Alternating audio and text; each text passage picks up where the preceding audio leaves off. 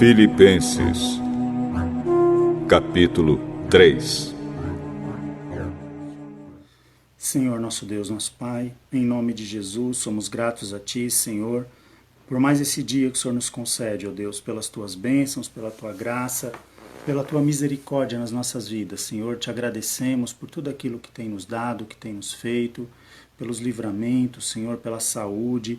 Pedimos a Ti agora, Senhor, a Tua graça, a Tua misericórdia, Senhor, sobre a nossa nação, sobre, Senhor, todos os moradores da terra que estão sofrendo, ó Deus, por conta dessa praga, dessa peste, desse vírus, ó Pai. Eu peço a Ti, em nome de Jesus, repreende essa enfermidade, repreende esse mal, em nome de Jesus, Senhor. Abençoa, guarda a Tua igreja, guarda o Teu povo, os nossos familiares. Oh Deus, continua guardando, nos livrando de todo mal. Visita também aqueles que neste momento estão num leito de hospital, Senhor. Ajuda, Pai, para que possam se recuperar. Tem misericórdia, Senhor. Faz uma obra, Senhor, de salvação.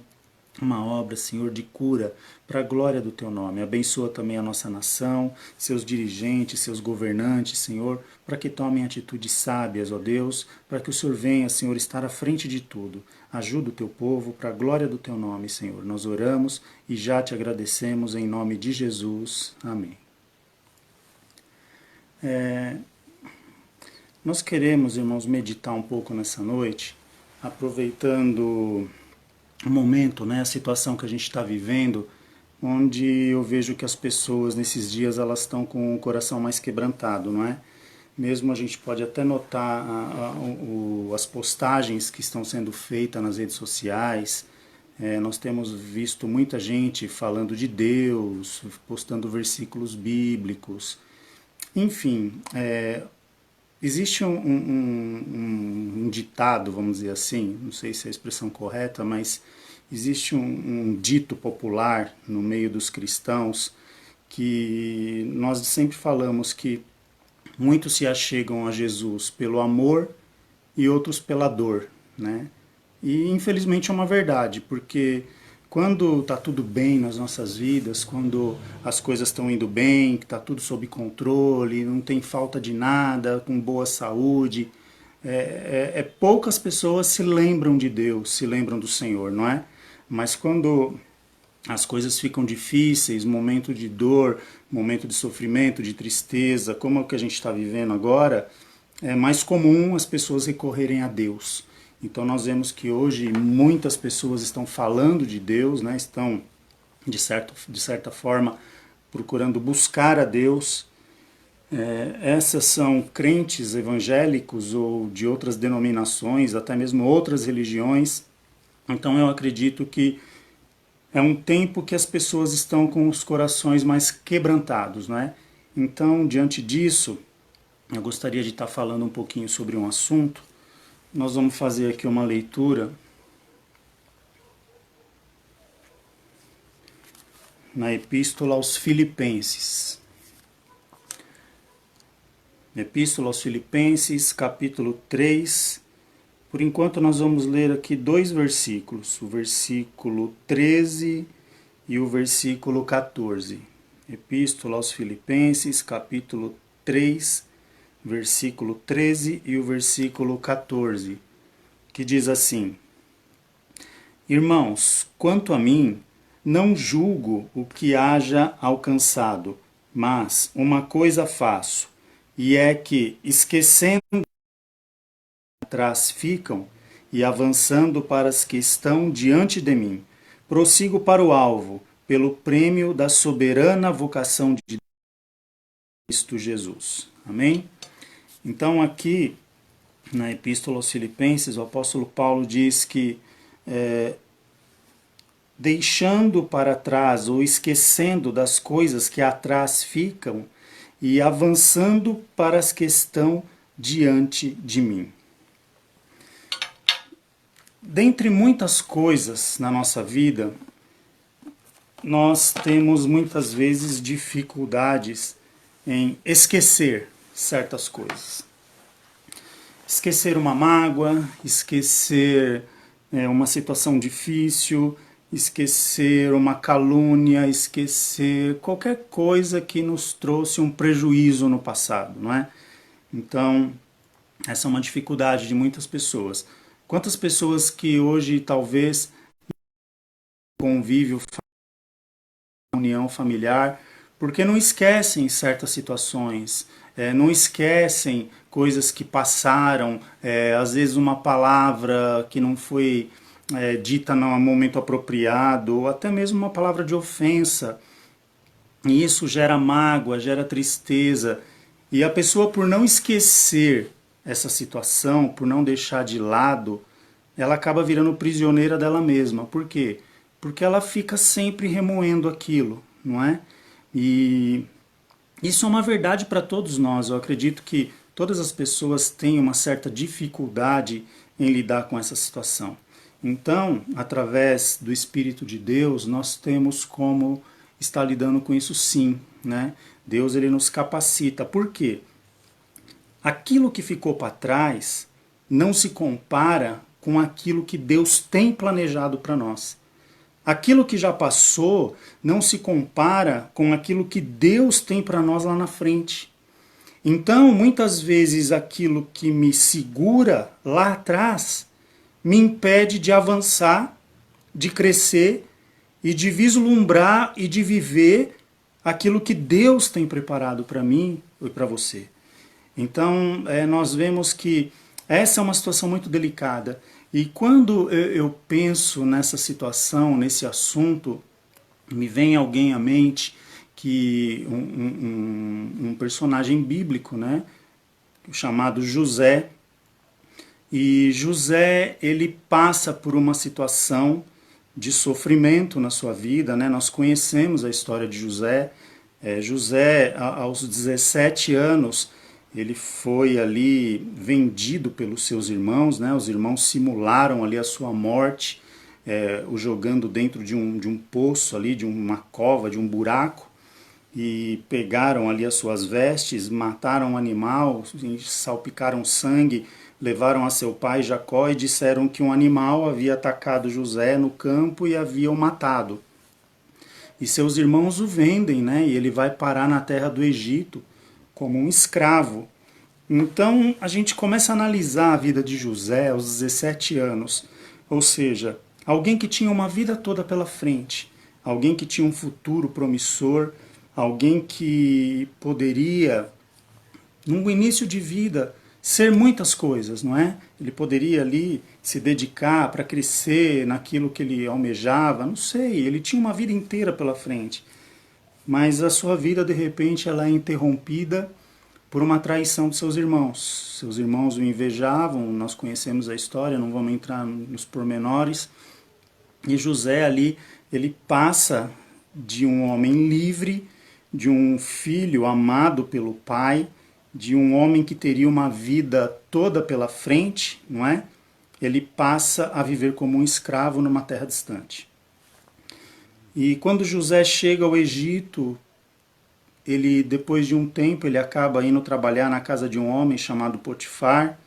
E quando as coisas iam bem ali na vida de José, estavam melhorando, ele tinha ali praticamente a casa de Potifar sob os seus cuidados. Potifar confiava em José a ponto de deixar toda a sua casa aos seus cuidados. A mulher de Potifar começa a cobiçar a José. E ele, para não pecar contra Deus e contra o seu senhor também, que lhe deu credibilidade de trabalhar na sua casa, ele foge ali daquela situação de pecado, né? E a mulher de Potifar, insatisfeito, calunia para o seu marido. Fala, olha, eu estava aqui e José tentou me violentar, uma coisa assim, a ponto que Potifar fica irado com José e o coloca numa prisão. Nesse meio tempo, imagina a cabeça de José, porque aquilo que ele tinha como, por exemplo, uma vida livre, uma vida que ele poderia ali tá vivendo na presença de Deus, está desfrutando de um futuro, ele vê a sua vida ali praticamente indo tudo por água abaixo, vendido pelos irmãos, depois ali na casa de Potifar, ele foi caluniado pela esposa de Potifar, ele vai parar numa prisão, e na prisão ele fica ali por cerca de pouco mais de 3 anos, e ele tem o controle daquela prisão, o carcereiro confia nele. Notem que tinha uma diferença na vida de José. Tudo que ele fazia, Deus era com ele. Foi assim na casa de Potifar, foi assim na prisão. Então havia esse diferencial na vida de José. Mas eu fico imaginando, será que José, quando colocava sua cabeça no travesseiro, talvez naquela prisão gelada, talvez naquele chão duro, talvez naquela noite triste, solitária naquele lugar, eu quero crer que ele ficava pensando no que ele havia vivido na casa do seu pai, nas coisas que ele tinha junto ao seu pai, e que ele foi tirada pelos seus próprios irmãos. Então, quantas vezes será que não deu uma revolta? Quantas vezes será que ele não teve um sentimento de tristeza ou até mesmo de revolta por tudo aquilo que ele havia passado, não é? Mas nós sabemos que chega um dia que Deus se lembra de José. E havia ali 2 homens presos com ele, pelo menos mais 2 homens, né? Que um era padeiro, né, de Faraó, e o outro era copeiro de Faraó. E ali um deles tinha intentado prejudicar Faraó, matar Faraó, e os dois acabaram na cadeia, porque não se sabia ao certo quem foi. E passou um tempo, os dois tiveram um sonho na cadeia, cada um teve um sonho, José interpretou os seus sonhos, tal, dizendo que um deles morreria e o outro seria retomado ao seu posto, e assim aconteceu. E quando eles foram retomados aos seus postos, depois de um ano que eles voltaram para o seu trabalho ali servindo a Faraó, né? Um deles de fato foi condenado, foi morto, e o copeiro ficou servindo a Faraó, e ele se lembrou de José. Faraó teve um sonho e ele se lembrou de José. Olha, tem um homem na prisão que uma vez nós tivemos um sonho e ele interpretou o sonho e foi conforme ele tinha dito, aconteceu conforme ele havia dito, e Faraó pediu para que chamasse José. E quando José se apresenta a Faraó, ele interpreta o sonho de Faraó sobre o tempo do Egito, né, que o Egito passaria por 7 anos de bonança e 7 anos de escassez, né, de fome. Então José ali, ele dá uma estratégia para que fosse feito um armazenamento de alimento durante esses 7 anos, para que nos 7 anos de fome o povo do Egito tivesse ali como se sustentar. E Faraó resolve colocá-lo, né, colocá-lo como esse homem que faria esse trabalho. E depois disso é dada uma esposa a José. Se os irmãos depois lerem suas Bíblias, eu vou abrir aqui a minha Bíblia, no livro do Gênesis, capítulo 41.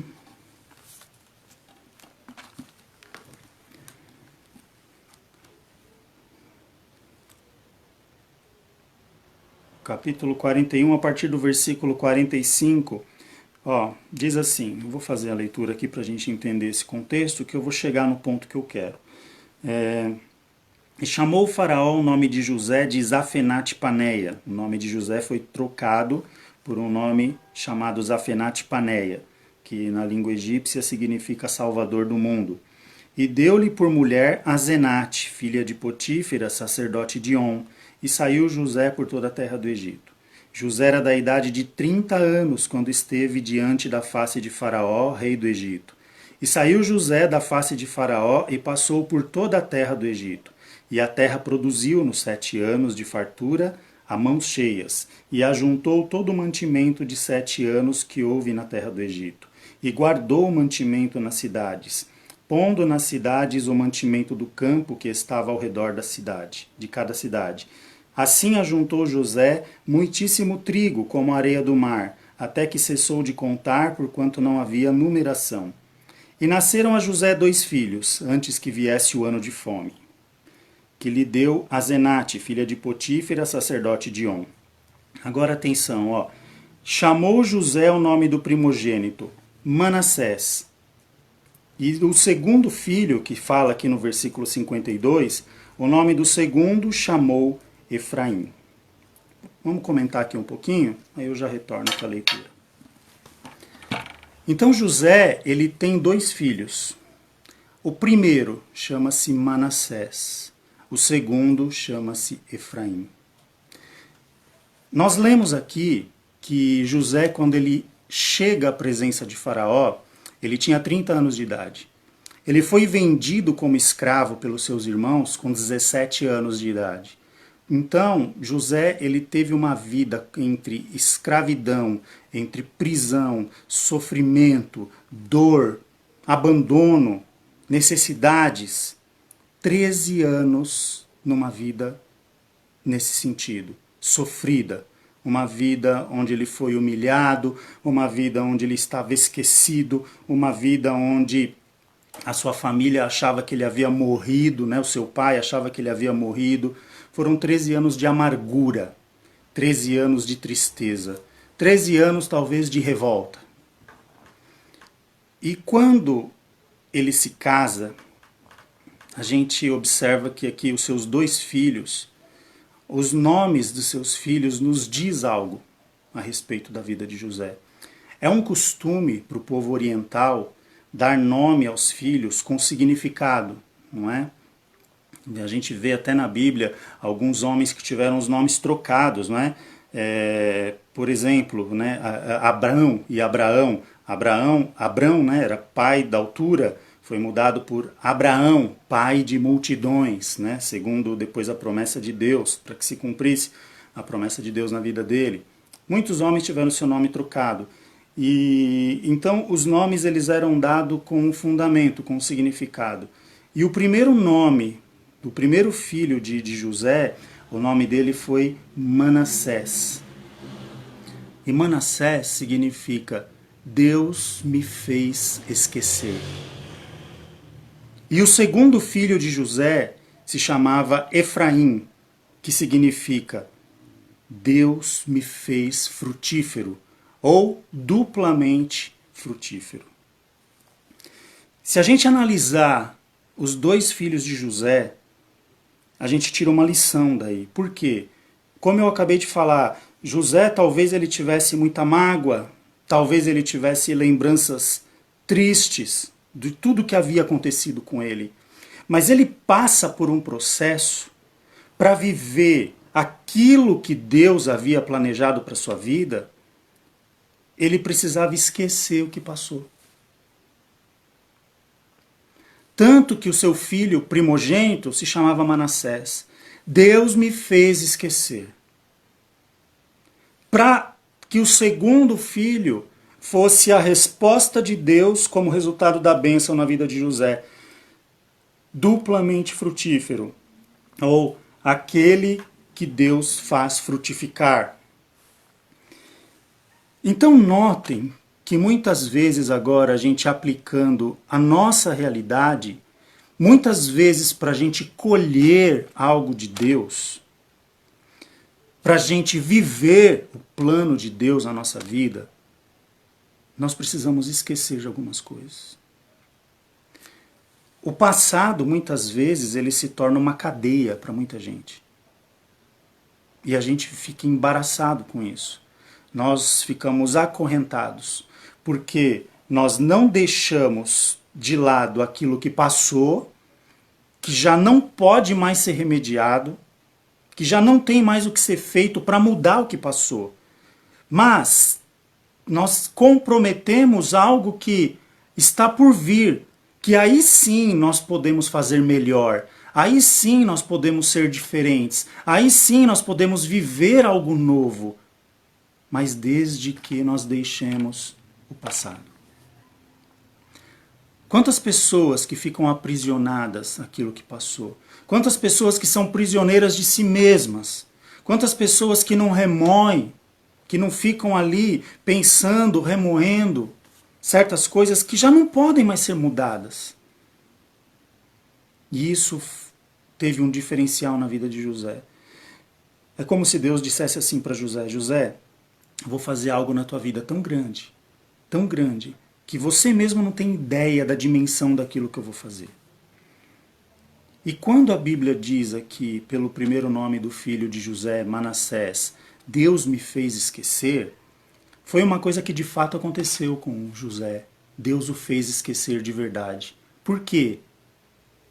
Porque a Bíblia diz que no tempo de fome, quando houve o tempo de fome na terra do Egito, os seus irmãos subiram para a terra do Egito para buscar comida. E eles não sabiam que o governador do Egito até então era José. E eles batem a porta de José, lá no Egito, e José os atende. E quando José os vê, imediatamente ele reconhece a sua família, os seus irmãos. A ponto que ele fica surpreso, ele precisa sair de cena para chorar a parte, para depois ele vir ali falar com seus irmãos. Se José tivesse ainda alguma mágoa daqueles homens, dos seus irmãos, por tê-lo vendido lá atrás, era a oportunidade, o poder que ele tinha nas mãos, ele podia ordenar os soldados lá do Egito, olha, prendam esses homens, os lancem na prisão e os mate. Ele tinha autoridade e poder para isso. Mas o que ele faz? Ele usa de misericórdia. A ponto dele dizer, olha, depois que ele se revela aos seus irmãos, ele diz assim, não se sintam culpados pelo que aconteceu, pelo que vocês fizeram, porque tudo isso foi providência de Deus para que vocês fossem preservados com vida, né, neste dia, nesta época de fome. Então isso nos prova que verdadeiramente José conseguiu esquecer aquele passado, todo aquele sofrimento, toda aquela situação que ele viveu por conta dos seus irmãos. E Deus o honrou por isso. O fez um homem frutífero, o fez um homem que ali por onde ele passava ele prosperava, a ponto até de poder sustentar os seus malfeitores, que eram seus próprios irmãos. Do que nós precisamos esquecer? O que é que tem afligido as nossas vidas? O que talvez tem segurado a promessa de Deus na nossa vida?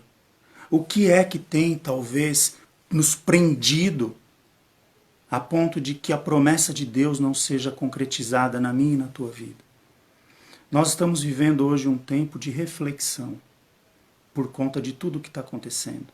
Tem muita gente reavaliando os seus princípios, tem muita gente reavaliando a sua própria vida, os seus objetivos. O que nós precisamos esquecer?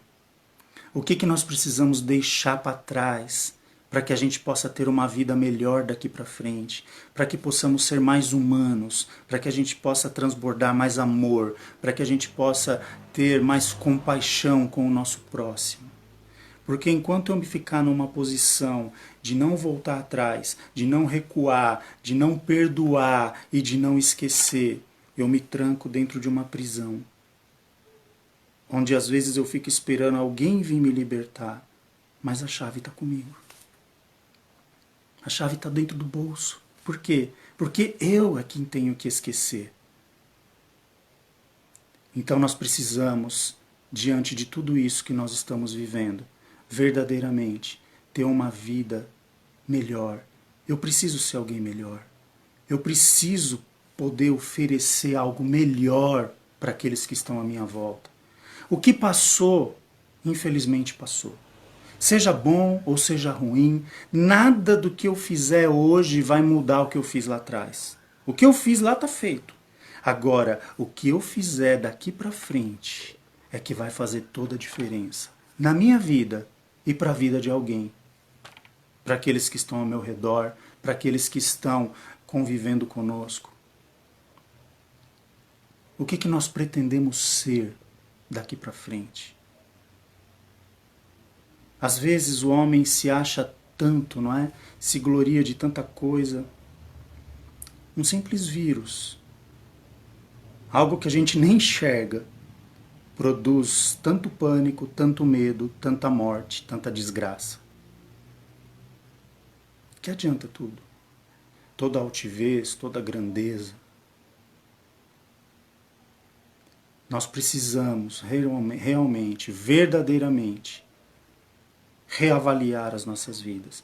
Nós precisamos ver aquilo que verdadeiramente importa para que sejamos melhores uns para os outros e deixar para trás o que passou. A Bíblia diz assim que nós devemos trazer à memória aquilo que nos dá esperança.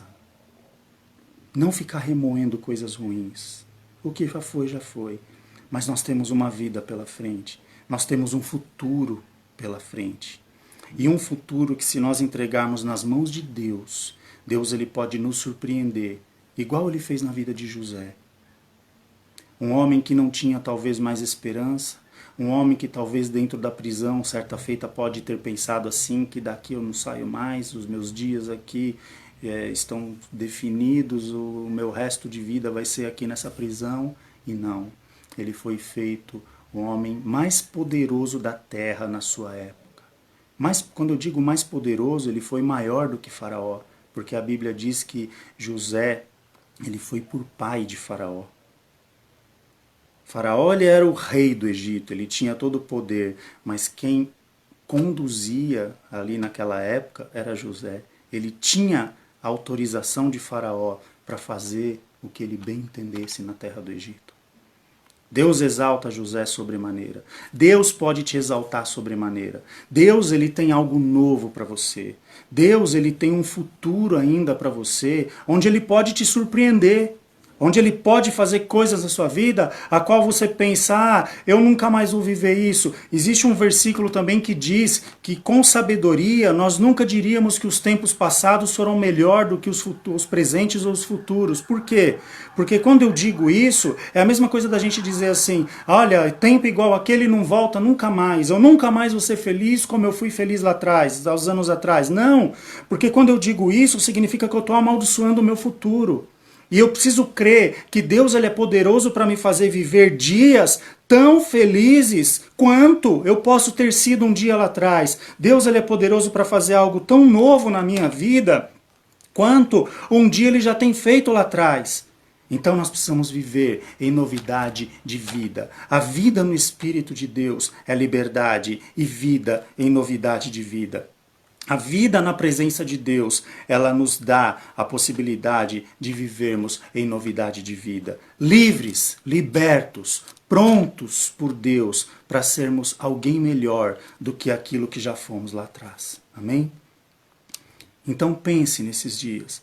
Aproveite esse período aí de quarentena, esse período que você já está cansado de ficar sem fazer nada, e faça uma avaliação.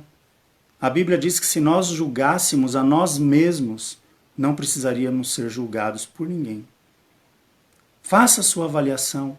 O que você pode fazer para ser alguém melhor? O que você precisa esquecer? O que você tem que perdoar? E assim nós vamos conseguir alcançar uma vida melhor na presença de Deus. Nós somos chamados para dar frutos, irmãos. E para você ser frutífero, você precisa deixar para trás aquilo que passou. A Bíblia diz que a árvore, ela não é reconhecida pela sua formosura, pela beleza das folhas ou pela sua estatura, não. A árvore, ela é reconhecida pelos frutos. Não adianta ser uma árvore bonita, frondosa, grande e não dar fruto. Talvez uma árvore pequena, escondida, onde poucos reparam, mas na estação própria ela é frutífera e todos se alimentam daquilo que ela produz. Essa é a importância de ser uma árvore frutífera. E eu e você fomos chamados para sermos frutíferos. E talvez aquilo que esteja impedindo os nossos frutos seja a falta de esquecer o que passou, ou deixar para trás aquilo que passou e crer que Deus é poderoso para nos fazer viver em novidade de vida hoje. Amém? Que Deus nos abençoe, fique essa palavra para a meditação de todos. Deus abençoe grandemente a todos os queridos irmãos. Fiquem na paz do Senhor. Amém?